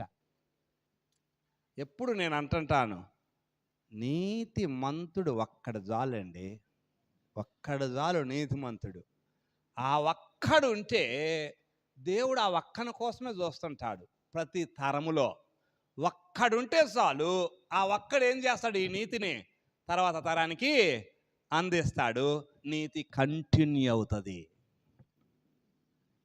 చాలా గుంపులు కాదు ఆయన చూసేది, ఆ ఒక్కడు ఎవరు, నాకంటూ అక్కడ కావాలా అని చూస్తూ ఉంటాడు. నేను చెప్పాను కదా అంతకుముందు, హన్నాకు ప్రార్థన చేస్తుంటే దేవుడు ఏమన్నాడు, హన్నా అంటుంది అయ్యా ఒక కొడుకుని అంటుంటే ఈయన అంటున్నాడు, దేవుడు ఏమంటున్నాడు, నాకు కూడా ఒక కొడుకు కావాలమ్మా, నాకు కూడా ఒక కొడుకు కావాలమ్మా అంటున్నాడంట. ఆయన కొడుకులు లేకపోతే అల్లాడిపోతున్నాడు దేవుడు. ఎందుకంటే ఆయన నీతిని అనుసరించే వాళ్ళు ఆ రోజుల్లో లేరు, నాయకులతో సహా. ఎగ్జాంపుల్ సంసోను, నాయకులతో సహా ఫెయిల్యూర్ అయిపోతుంటే ఒక్కడెవరైనా దొరుకుతాడా అని చూస్తున్నాడు దేవుడు. ఈమెమో గుళ్ళోకి వచ్చి ప్రార్థన చేస్తుంది, ఒక్కనివ్వయ్యా అని. నాకు కూడా ఒక్కడ కావాలంటున్నాడు ఆయన. వాడు ఒక్కడిని నువ్విస్తే నేను వాడిని నీకు ఇస్తా అంటే ఆయన అన్నాడు ఆమేనన్నాడు. దేవుడు ఆమేనన్నాడు అంతే. నువ్వు ఇస్తానన్నావుగా కాబట్టి నేను నీకు ఇస్తా పో అని అన్నట్టుగానే తీసుకొచ్చిందా, ఇచ్చిందా సమూయేలుని దేవుని కోసం. సమూయేలు ఏమయ్యాడు? దీపమయ్యాడు ఆనాటి సమాజానికి. ఏమయ్యాడు సమూయేలు? దీపమయ్యాడు. ఒక ఛాలెంజింగ్ పర్సన్ అయ్యాడు. ఏలీ ఒకవైపున, ఏలీ కొడుకులు ఒకవైపున భయంకరంగా పాపంలో ఉంటే, నాయకుడిని పిల్లలు భయంకరంగా పాపంలో ఉంటే, ఇక్కడ ఒక చిన్న దీపం వెలుగుతూ ఉంది. ఆ దీపమే సమాజానికి చుక్కాని అయింది. అది అందుకోసమే ఒక్కలు చాలండి, నీతికి కట్టుబడి ఉండే వాళ్ళు ఒక్కలు చాలండి. ఆ ఒక్కల కోసమే దేవుడు చూస్తున్నాడండి. ఆ ఒక్కలు ఈ తరములో దొరుకుతాడా అని తరాలను తరాలను తరాలను తరాలను బ్రతికించుకుంటూ వస్తున్నాడు ఆయన. ఆ ఒక్కలు ఈ తరంలో దొరికితే, ఈ ఒక్కరిని బట్టి నా నీతి నెక్స్ట్ తరానికి అందిస్తే ఈ భూమి నిలిచి ఉంటుంది. అది మత్తతీయ. చూడండి, మత్తతీయ ఆయన ఎంత నిష్ఠో. ఆయన కొడుకులు 5. యోధా అనేటువంటి అతడు మక్కబీయుల ఆ యొక్క ఒక భయంకరమైన మక్కబీయుల రివోల్ట్ అంటారు. మక్కబీయుల ఉద్యమాన్ని స్టార్ట్ చేశాడు యోధా అనేటువంటి ఆయన మక్కబీయుల ఉద్యమాన్ని స్టార్ట్ చేశాడు. ఓకే, ఆ మక్కబీయుల ఉద్యమాన్ని స్టార్ట్ చేశారా? చూడండి, 167 అది స్టార్ట్ అయింది మక్కబీయుల ఉద్యమం.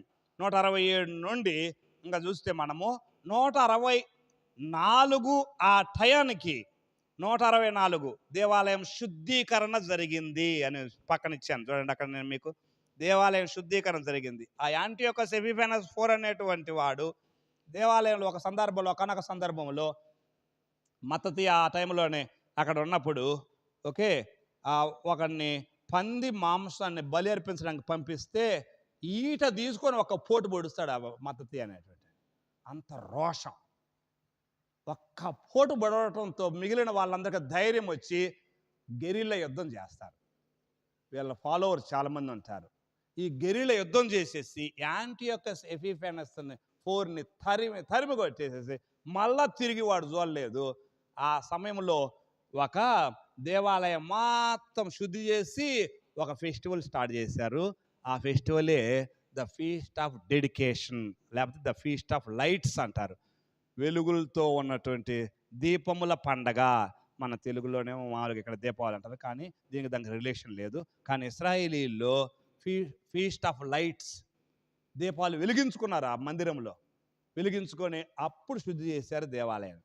Okay right. ఆ తర్వాత వీళ్ళ యొక్క టైము ఆ తర్వాత స్లోగా వారి పిల్లల తర్వాత ఇంకా ఇదూమైలు వస్తారా, ఇదూమైలు స్వాధీనం చేసుకోవటం జరుగుతుంది. ఈ యోహాను చూడండి, అక్కడ నేను మీకు ఇచ్చాను, హాస్మోనియన్ కింగ్డమ్ అంటారండి ఇదంతా. వీళ్ళని పక్కన రాసే చూడండి, 140 నుండి 37 వరకు హాస్మోనియన్లు అంటారు. ఈ మక్కబీయుల వాళ్ళ దాన్ని హాస్మోనియన్లు అంటారు. వాళ్ళల్లో ఒకరి తర్వాత ఒకరు వాళ్ళ టైం రాశాను. 104 నుండి 103 వరకు అరిస్టోబులస్ అనేటువంటి ఆయన, 103 నుండి 76 వరకు అలెగ్జాండర్ అనేటువంటి ఆయన, ఆ తర్వాత సలోమే, అలెగ్జాండ్రా. ఓకే, ఇక్కడ చూడండి, ఈ వారి టైములో కొందరిని చంపివేయటము చాలా భయంకరంగా. కొంతమంది ఈ సమయంలోనే పరిసయ్యులు, సద్దూకయ్యులు అనేటువంటి 2 గ్రూపులు డెవలప్ అవుతాయండి వీళ్ళ టైంలోనే. కింద భాగం ఉంది చూడండి, వాళ్ళ టైంలోనే సద్దూకయ్యులు, పరిసయ్యులు అనేటువంటి 2 గ్రూపులు డెవలప్ అవుతాయి. సద్దూకయ్యుల గ్రూప్ ఏమో ఎక్కువ పొలిటికల్ లీడర్స్తో ఉంటారు. పరిసయ్యుల గ్రూప్ ఏమో ఎక్కువగా ధర్మశాస్త్రాన్ని అనుసరిస్తూ ఆ ధర్మశాస్త్ర ప్రకారము వాళ్ళు ఫాలో అవుతూ ఉంటారు. సద్దూకయ్యులకు, పరిసయ్యులకు వాళ్ళ యొక్క ఆలోచనల్లో పూర్తి వ్యతిరేకత ఉంది. ఒకళ్ళు తూర్పు అంటే ఒకళ్ళు పడమర అంటారు. సద్దూకయ్యులు దేవదూతలు లేరు అంటారు. సద్దూకయ్యులు పునరుద్ధానం లేదు అంటారు. ఓకే, వాళ్ళు ఈ బైబిల్ ఇదంతా కాపీలు చేయటం వీటన్ని వ్యతిరేకిస్తారు. పొలిటికల్ లీడర్స్తో ఎక్కువ దగ్గరగా ఉంటారు సద్దూకయ్యులు. ఒక విచిత్రం చెప్పమంటారా? సద్దూకయ్యులు టెంపుల్ మీద అధికారం కలిగి ఉంటారు. ఆ రోజుల్లో దేవాలయం మీద పెత్తనం అంతా ఎవరిది? సద్దూకయ్యులది. కానీ వాళ్ళు నమ్మేది ఏంది? దేవదూతలు లేరు, పునరుద్ధానం లేదు. చూడండి, ఎవడైతే తప్పు నమ్ముతున్నాడో వాడికే హవా వచ్చింది, వాడికే పవర్ వచ్చింది. ఒక్కొక్కసారి అట్లే ఉంటుంది లోకంలో. ఓకే, లోకంలో ఎట్లా ఉంటుందంటే అసలు అర్హత లేని వాడికి అధికారం వస్తుంది. అర్హత లేని వాడికి అధికారం వస్తుంది. అదే ప్రసంగిలో రాస్తారు కదా ఒకసారి. ఒక విచిత్రం నాకు కనపడింది, అర్హత లేని వాడికి అధికారం ఇవ్వటం అది ఒక విచిత్రం నాకు కనిపించింది, నాకు అది వ్యర్థం అంటాడు. ఎనివే, సద్దూకయ్యుల బిలీఫ్ అది. కానీ పరిసయ్యులు మాత్రము దేవదూతలు ఉన్నారని నమ్ముతారు, దేవదూతలు అదే పునరుద్ధానం ఉందని నమ్ముతారు. వాళ్ళు ధర్మశాస్త్రాన్ని ఖచ్చితంగా పాటించి, మోషే రాసినటువంటి ధర్మశాస్త్రం 5 కాండాలు, పంచకాండాలు ఖచ్చితంగా వాళ్ళు పాటిస్తూ ఉంటారు ఈ పరిసయ్యులు. ఆ 2 గ్రూపులు వస్తాయి. ఓకే, కింద మాటలు కొన్ని జస్ట్ వాళ్ళ గురించి కొద్ది రాశాను, జాగ్రత్తగా చూడండి. కిందకు వస్తే, మీరు బాగా కిందకు వస్తే 66, 63 ఆ టైంలో, 66, 63 టయానికి వస్తే పోంపే అనేటువంటి ఆయన వస్తున్నాడు. చూసారా? 66, 63 టైం పోంపే, రోమ్. ఇప్పటి నుంచి వచ్చేది రోమన్ సామ్రాజ్యం. పోంపే ఎప్పుడైతే వచ్చాడో రోమన్ సామ్రాజ్యం తెర మీదకు వస్తుంది. 63 నుండి 40 హిర్కానస్ ఎక్కడ ఉన్నాడు, ఆ తర్వాత 40 నుండి 37 వరకు యాంటిగోనస్ అనేటువంటి ఆయన ఉన్నాడు. ఇంక ఈ పోంపే ఎట్లా డెవలప్ అయ్యాడు చూడండి. పోంపే తర్వాత వాళ్ళ సమయంలో యెరూషలేము మీద దండెత్తి వచ్చారు. సీజర్ జూలియస్ అనేటువంటి ఆయన ఉన్నాడు. ఓకే, సీజర్ జూలియస్ తర్వాత కేసియస్ అనేటువంటి ఆయన ఉన్నాడు. ఆ తర్వాత ఆంతోనీ అనేటువంటి ఆయన ఉన్నాడు, సీజర్ ఆంతోనీ. ఈ సీజర్ ఆంతోనీ టైంలోనే హేరోదు ఆంతోనీ దగ్గరికి వెళ్ళి, అంటే రోమ్కి వెళ్ళి బాగా డబ్బులు ఇస్తాడు. డబ్బులు ఎక్కువ ఇచ్చి నన్ను ఆ ఇజ్రాయెల్ మీద రాజుగా పెట్టు అంటాడు. అట్లా హేరోదు యేసుప్రభు వారు పుట్టే సమయానికి ఎవరున్నారు రాజుగా? హేరోదు అన్నాడు, డబ్బులు ఇచ్చి. ఓకే, కానీ వాళ్ళు ఏమంటున్నారు? జ్ఞానులు వచ్చి ఏమంటున్నారు? యూదుల రాజుగా పుట్టినవాడు ఎక్కడా అంటున్నారు. ఇతడేమో యూదుల రాజుగా చేయబడిన వాడు, డబ్బులు ఇచ్చి లంచం ఇచ్చి చేయబడిన వాడు. ఆయనేమో రాజుగా పుట్టినవాడు. ఆయన రాజుగా పుడతంతోనే రాజుగా పుట్టాడు ఆయన. ఈడేమో డబ్బులు ఇచ్చి రాజు అయ్యాడు. ఇదేందిరా, నేను కొనుక్కుంటే సీట్ని, నేను సీటు కొనుక్కుంటే ఏదో రాజుగా పుట్టినవాడు అంటారు. ఏంది వీళ్ళు, ఎక్కడో కనుక్కో, నేను కూడా ఆరాధన చేస్తాను, కపట నాటకం ఆడతాడు ఆడు. తిరిగి వచ్చారా వాళ్ళు జ్ఞానులు? దేవుని దూత ఏమన్నాడు? మళ్ళీ వెళ్ళొద్దు, ఆయన దగ్గరికి వెళ్ళొద్దు, మీరు వేరే రూట్లో వెళ్ళండి అంటే, వాళ్ళు చెప్పలేదు ఏందిరా, నేను 2 సంవత్సరాలు పిల్లల్ని మొత్తాన్ని చంపేస్తారు. ఈ పాటికి యేసుప్రభు అక్కడ ఉన్నారా? యేసుప్రభు లేరు. ఈ పాటికి వాళ్ళు ఎక్కడికి వెళ్ళిపోయారు? ఐగుప్తుకి వెళ్ళిపోయారు. అలా చూడండి, దేవుడి ఇది ఆ మధ్యలో జరిగినటువంటి కొన్ని విషయాలు, నేను కొన్ని మాటలు. మధ్యలో అలెగ్జాండర్ వచ్చినప్పుడు ఒక సంఘటన ఏం జరిగిందంటే, క్రీస్తు పూర్వం ఇందాక చెప్పుకున్నాం కదా, 323 టైంలో అని అలెగ్జాండర్ వచ్చినప్పుడు ఆయన తూర్పు వైపుగా వెళ్తా ఉంటుంటే, అంటే ఇటు ఇజ్రాయేలు, బబులోను ఆ ప్రాంతం వైపు వెళ్ళేటప్పుడు, ఇజ్రాయేల్లోకి వచ్చినప్పుడు అక్కడ ఒక యాజకుడు ఈ అలెగ్జాండర్ కనపడ్డాడట. ఆ యాజకుని పేరు ఏంటంటే, ఓకే, యెద్దువా అనేటువంటి ఆయన.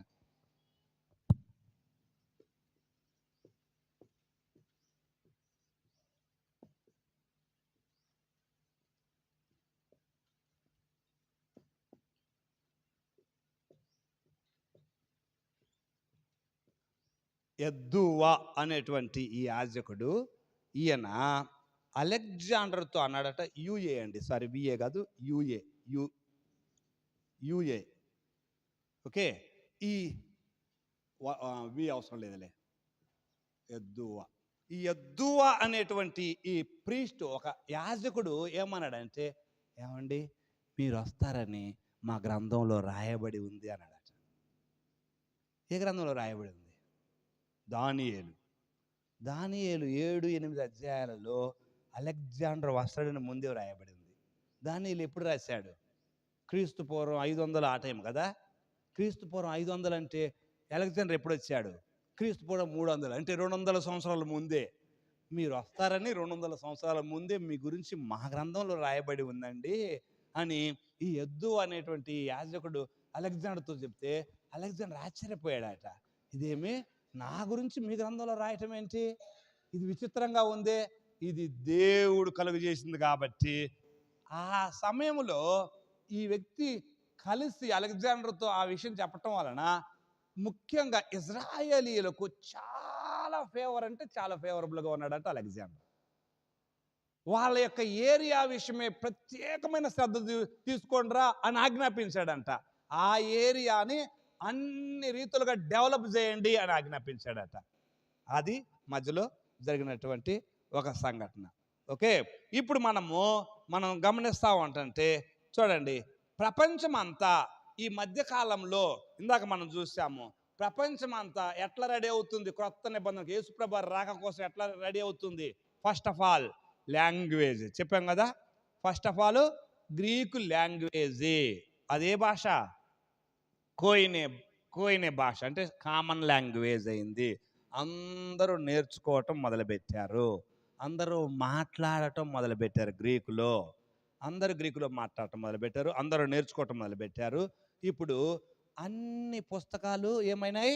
గ్రీకులోకి మార్చటం జరుగుతుంది. ఇదే సమయంలో ఏం జరిగిందంటే క్రీస్తు పూర్వం 250 ఆ టైంలో, బీసీ 250 టైంలో ఇందాక మాట్లాడుకున్నాం చూడండి, ఐగుప్తు టోలమీలకు వచ్చిందని, టోలమీ వాళ్ళకు వచ్చిందని ఐగుప్తు అని చెప్పాము. సెల్యూకస్ ఆయనకి సిరియా వచ్చింది పై భాగం అని చెప్పాము. ఈ ఐగుప్తు ప్రాంతంలో అలెగ్జాండ్రియా అనే ఒక ప్రాంతం ఉంది.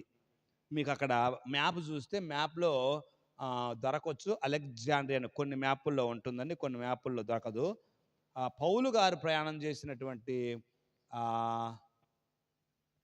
దాంట్లో ఉంటుంది చూడండి, అపోస్తలుడైన పౌలు ప్రయాణం చేసిన ప్రదేశములు అని ఉంది చూడండి. అపోస్తలుడైన పౌలు ప్రయాణం చేసిన ప్రదేశములు. ఐగుప్తు దొరికిందా దాంట్లో ఎక్కడన్నా? అపోస్తలుడైన పౌలు ప్రయాణం చేసిన ప్రదేశంలో అనే దగ్గర ఐగుప్తు దొరికిందా? ఏమండి, దొరికిందా మీకు ఐగుప్తు? ఐగుప్తు పైన అలెగ్జాండ్రియా ఉందా? అలెగ్జాండ్రియా ఓకే ఉంది అక్కడ. ఐగుప్తు పైన అలెగ్జాండ్రియా ఉంటుంది చూడండి. అలెగ్జాండ్రియాలో ఎక్కువ మంది యూదులు ఉండేటువంటి వాళ్ళు ఆ రోజుల్లో. అలెగ్జాండ్రియాలో ఎక్కువ మంది, ఇందాక చూడండి అలెగ్జాండర్ పేరును బట్టి అలెగ్జాండ్రియా పేరు పెట్టారు ఆ ప్రాంతానికి. ఓకే, అలెగ్జాండర్ పేరు ఆయనకు గుర్తింపు కోసం అలెగ్జాండ్రియా అనే పేరు పెట్టారు. ఆ అలెగ్జాండ్రియాలో చాలా అన్ని రకాలుగా ఆయన ఫేవరబుల్ కండిషన్స్ పెట్టాడు. ప్లస్ యూదుల కోసం ఆయన అంత ఫేవరబుల్ కండిషన్ చేస్తున్నాడు కాబట్టి మెజారిటీ యూదులు వెళ్ళిపోయి అలెగ్జాండ్రియాలో ఉండటం మొదలుపెట్టారు. అలెగ్జాండ్రియాలో మెజారిటీ యూదులు ఉంటున్నారు కాబట్టి ఇప్పుడు ఈ అలెగ్జాండ్రియాలో ఉన్నటువంటి చాలా మంది స్కాలర్స్ అంతా కలిసి ఏం చేశారంటే ఇప్పుడు హెబ్రీ భాషలో ఉన్నటువంటి పాత నిబంధన మొత్తాన్ని క్రీస్తు పూర్వం 250లో 72 మంది కలిసి, ఓకే, 72 మంది శాస్త్రులు అంటారు వాళ్ళని, పరిసయ్యులు శాస్త్రులు, ఎల్ఎక్స్ఎక్స్ అంటారు దాన్ని, సెప్టూజియంట్ అంటారు దీన్ని. సెప్టూజియంట్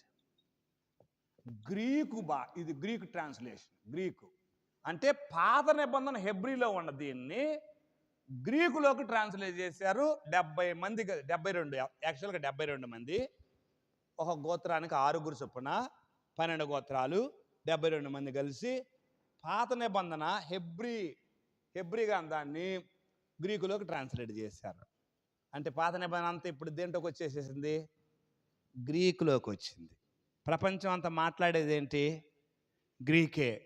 కాబట్టి ప్రపంచం అంతట్లో ఉన్న ఏ దేశంలో ఉండని జనం ఎక్కడైనా ఉండనివ్వండి, గ్రీకు మాట్లాడటానికి చదువుకోవటానికి ఉందా లేదా ఇప్పుడు అవకాశం? గ్రీకు బైబుల్ ఉందా లేదా వాళ్ళకి అవకాశం? ట్రాన్స్లేట్ చేశారు 250లో. ఇప్పుడు ప్రిపేర్ అవుతుందా లేదా ప్రపంచం అంతా ప్రభు రాక కోసం? ఆ బైబుల్ అంతా చూడండి, గ్రీకు లాంగ్వేజ్ వచ్చింది, గ్రీకు యూనివర్సిటీస్ వచ్చాయి, గ్రీకు ఆలోచన వచ్చింది. అంతే రీతిగా మొత్తం ప్రపంచం అంతా ఈ అలెగ్జాండర్ టైంలో ఒక రకంగా ఈ ట్రాన్స్లేషన్ వలన కూడా అది ఒక హెల్ప్ఫుల్ అయింది. ఇప్పుడు రోమీలు వచ్చారా, ఇప్పుడు చెప్తున్నాను ఇందాక రోమీలు వచ్చారు. రోమీలు వచ్చినప్పుడు ఏమైందో తెలిసిన, రోమీలు వచ్చేసరికల్లా రోడ్డు సిస్టమ్ బాగా చేశారు వాళ్ళు. ఎక్కడ బట్టిన ఆ రోజుల్లో దారి దోపిడీలు విపరీతంగా ఉండేవి. అంతకుముందు దారి దోపిడీలు భయంకరంగా ఉండేవి. ఆ దారి దోపిడీలు ఉండటం వలన రోమీలు ఏం చేశారో తెలిసిన, ఈ దారి దోపిడీ వ్యవస్థను నిర్మూలన చేసేసేసారు. సపోజ్ ఉదాహరణకి పేనండి, ముగిస్తున్నాను. దారి దోపిడీ సపోజ్ రాత్రులు వెళ్తున్నాం, మనం రాత్రులు ప్రయాణం చేయాలంటే అంత ధైర్యంగా వెళ్ళగలమా దారి దోపిడీలు ఉంటే? రోమన్ సామ్రాజ్యం ఎప్పుడైతే వచ్చిందో దారి దోపిడీ వ్యవస్థను నిర్మూలన చేసి పడేశారు. ఎట్లానో తెలిసిన, ఎక్కడ పడితే అక్కడ పోలీసుని పెట్టేసేసారు అనుకోండి, వాళ్ళు దొంగలు ఉంటారా? పోలీసు వ్యవస్థ చాలా పటిష్టంగా పెట్టారు. రోమన్ పోలీసు వ్యవస్థ సామాన్యమైన వ్యవస్థ కాదు. ఎంత బలమైన పోలీసు వ్యవస్థ అంటే రోమన్ది. ఎవడైనా ఒక దగ్గర కాపలా కాస్తున్నారు అనుకోండి, వాడు కన్నట్ట కునుకుపాటు పడుతుండే వెంటనే చంపేస్తారు అంతే. యేసుప్రభు సమాధికి ఎంతమంది కాపలా ఉన్నారు? 16 మంది. 4 చతుష్టయములనుంది, 4x4 16 మంది. ఏం చేశారు? యేసుప్రభు బాడీ కనపడకపోయేసరికి వాళ్ళని చంపేశారండి. అక్కడే ఉంటుంది, వాళ్ళని చంపేసేశారు. యేసుప్రభు బాడీ కనపల్లా. బాడీ ఏమైందిరా, బాడీ మీరేం చేస్తున్నారా? బాడీ పోతే మీరేం చేస్తున్నారా? బాడీని ఎవరు ఎత్తుకుపోయారా అంటే మీరు నిద్రపోయారా? మీరు నిద్రపోవటం వల్లే కదరా బాడీని ఎత్తుకుపోయింది.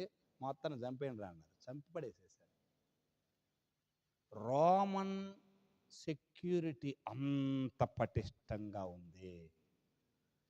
ఇప్పుడు ఇది ఏమి హెల్ప్ అవుతుంది కొత్త నిబంధనకి? రోమన్ సెక్యూరిటీ వ్యవస్థ అంత పటిష్టంగా ఉంటే రోడ్డు మార్గం వెళ్ళటానికి భయమే లేకపోతే ఇంకా సువార్త ప్రయాణాలు ఈజీగా వెళ్ళొచ్చా వెళ్ళకూడదా? సువార్త ప్రయాణాలకి అది ఒక మార్గం సుగమం అయిపోయింది. సువార్త ప్రయాణం రాత్రులు కాదు, అర్ధరాత్రి అయినా అపరాత్రి అయినా ఈ యొక్క మిషనరీస్ అంటే పౌలు బృందం ఇలాంటి వాళ్ళు వెళ్ళటానికి అంత దేవుడు ఏం చేశాడు? రెడీ చేశాడు. పాత నిబంధన కొత్త నిబంధన మధ్య కాలంలో చూడండి దేవుడు ఎట్లా రెడీ చేస్తున్నాడు. లాంగ్వేజ్ని రెడీ చేశాడు. ప్రపంచం అంతా ఆలోచన విధానం అంతా గ్రీక్ ఫిలాసఫీ వచ్చిన అదేమో మనిషిని సంతృప్తి పరచట్లేదనే ఒక వాక్యం, ఒక ఖాళీ ఏర్పడింది. కాబట్టి ఒక మెస్సయ కోసం ఎదురు చూస్తున్నారు. ఓకే, అదే రీతిగా రోమన్ వ్యవస్థ అంతా వచ్చేసేసి వాళ్ళు ఏం చేశారు? రోమన్ వ్యవస్థ అంతా ఒక రోడ్డు సిస్టమ్, బలమైన రోడ్డు సిస్టమ్ తీసుకొచ్చారు, సెక్యూరిటీ బాగా తీసుకొచ్చారు. వీటన్నిటి వలన కొత్త నిబంధనకు యేసుప్రభు టయానికి అంత మెస్సయ ఎప్పుడు వస్తాడా అని ఎదురు చూస్తాను. పాత నిబంధన కొత్త నిబంధనలో దేవుడు పని చేసాడా చేయలేదా? దేవుడు పని చేస్తూనే ఉన్నాడు. నేను ఇక్కడ ఒక మాట, ఒక తలంపు చెప్పి ముగిస్తానండి. దేవుడు పని చేస్తున్నాడు అనే దానికి యోసేపు జైల్లో పడ్డాడా? జైల్లో పడ్డప్పుడు అదే జైల్లోకి ఎవరు వచ్చారు? 2 వచ్చారు కదా రాజ దర్బార్లో. వాళ్ళు తెల్లారేసరికి ఎట్ట కూర్చున్నారు వాళ్ళిద్దరు? దిగాలు కూర్చున్నారు. ఏందన్న ఇద్దరు నాయన కళ్ళు వచ్చారా బాబు? ఏంటి అర్థం కావట్లేదు. ఏందన్న కళలు ఏందన్న నాకు చెప్పండి అన్న. చెప్పారు ఆ 2 కళల భావాలు చెప్పాడా? ఒక ఆయనకి నీ పోస్ట్ నీకు వస్తుంది, ఒక ఆయనకి నీ పోస్ట్ రాదు, నిన్ను చంపేస్తాడు అన్నట్టుగా జరిగిందా? పోస్ట్ వచ్చిన ఆయన ఏమని రిక్వెస్ట్ చేశాడు యోసేపు?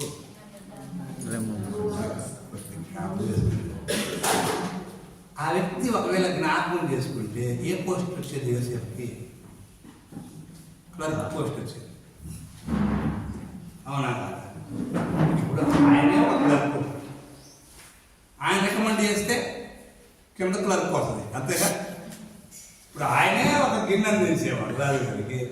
మా ఓడే కొద్దిగా పోస్ట్ చెప్తే సరేలేరా నీ గిన్నెలు కడిగే పోస్ట్ తీయరా అంటాడా? అన్నా నువ్వు గిన్నెలు తెస్తారు కదా, నీ గిన్నెలు కడిగే పోస్ట్ తీరా. దేవుడు అతను జ్ఞాపకం చేసుకోరా, అతను మర్చిపోయినాడు అండి. అక్కడ వాక్యం చూస్తే అతను మర్చిపోయాను. మనుషులు జ్ఞాపకం చేసుకుంటే కింద పోస్ట్ వస్తుంది, దేవుడు జ్ఞాపకం చేసుకుంటే పై పోస్ట్ వస్తుంది. 2 సంవత్సరాలు మర్చిపోయాడు అక్కడ వాక్యం. 2 సంవత్సరాలు దేవుడు పని చేస్తున్నాడు చేయట్లేదా? ఏం పని చేస్తున్నాడు?